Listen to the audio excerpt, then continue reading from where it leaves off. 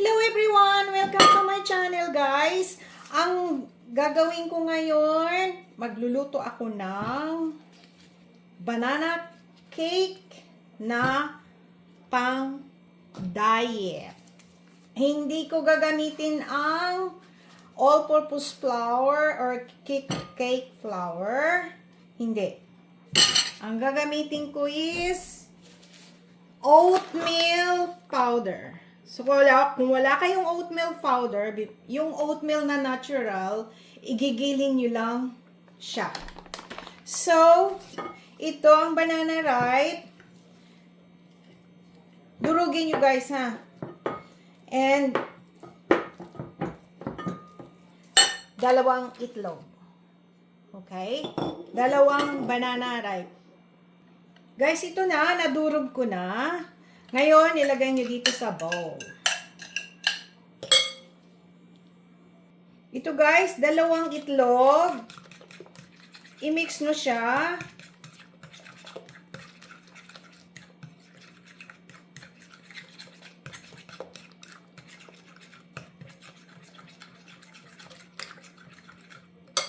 And 1.5 cup of oatmeal flour. Okay? 1.5 cup.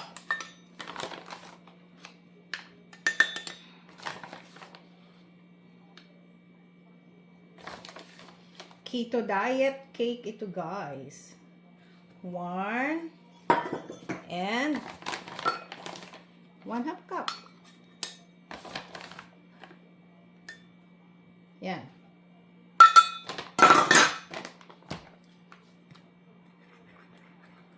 I-mix nyo guys.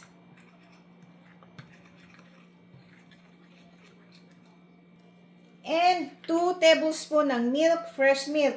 Kung wala kayong, kung wala kayong fresh milk guys, tawag nito. Pwedeng nyong gamitin yung, tawag nito, what do you call this? Powder milk. Pero lagyan nyo siya ng tubig, 2 tablespoon. And, maple syrup, pag wala kayong maple syrup, 2 tablespoon din siya. Pwede nyong idagdag ang honey or sugar. 2 tablespoon ng sugar. No, syrup. Pag walang syrup, 2 tablespoon ng sugar. Okay? And cinnamon. Ang cinnamon natin is half teaspoon. Yan. Half teaspoon of cinnamon. And half teaspoon ng vanilla essence. Oh. And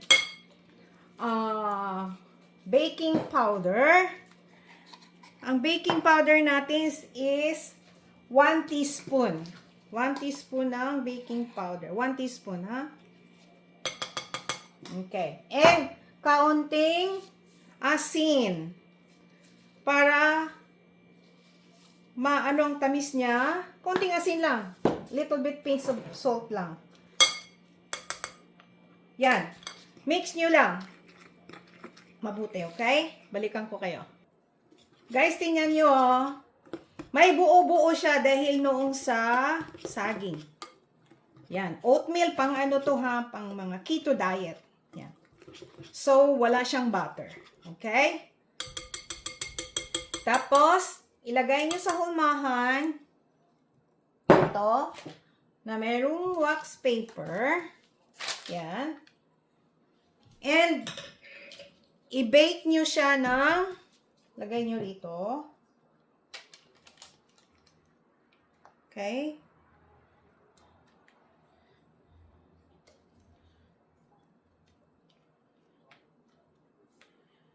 Ngayon guys, pag may tira, pwede nyong ilagay sa freezer.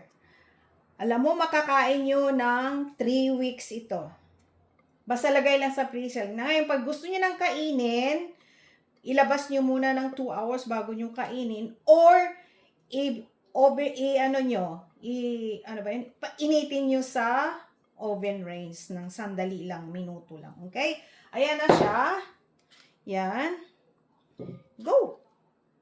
350 degrees Celsius, bake it 40 minutes. Okay? Balikan ko kayo.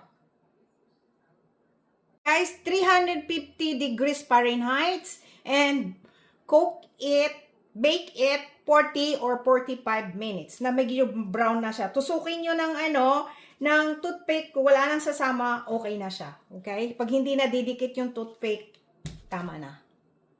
Hello guys, ito na ang ating banana oatmeal cake, keto diet. Mainit guys, hinalamig ko ng konti. So, na-bake ko siya ng mga 45 minutes. Ayun, ganyan na siya, oh. Hindi naman siya masyadong gaalsa kasi oatmeal nga siya, walang butter, okay? Tikman natin. Ang bango. Look at that. Yan, oh. Wow.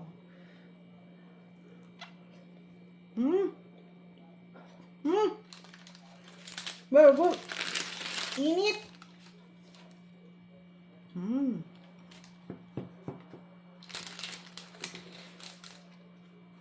Tamis.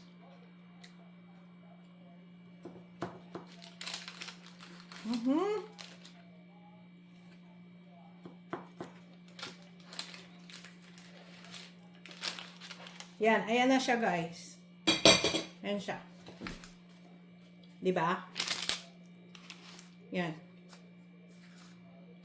Okay. Lagay natin siya. Ang init, ang init. Umuusok pa. Pero ang sarap niya. Para pan-diet talaga siya. Okay? Marami siyang banana. Bango. Bango guys. Ang bango-bango. Yan.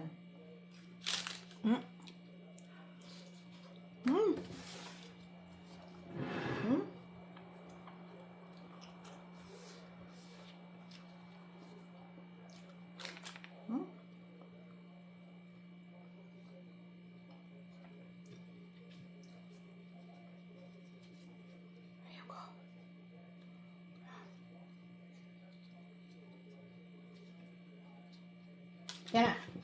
Ito na ang ating banana oatmeal flour cake. Thank you for watching guys. Please subscribe, like, and share. And i-click nyo na rin notification bell para palagi kayong updated sa aking mga bagong video. Bye-bye! God bless all guys. Ito guys, pag may matira kayo, pwedeng ilagay nyo sa freezer. Tapos, iinit na lang ng konti.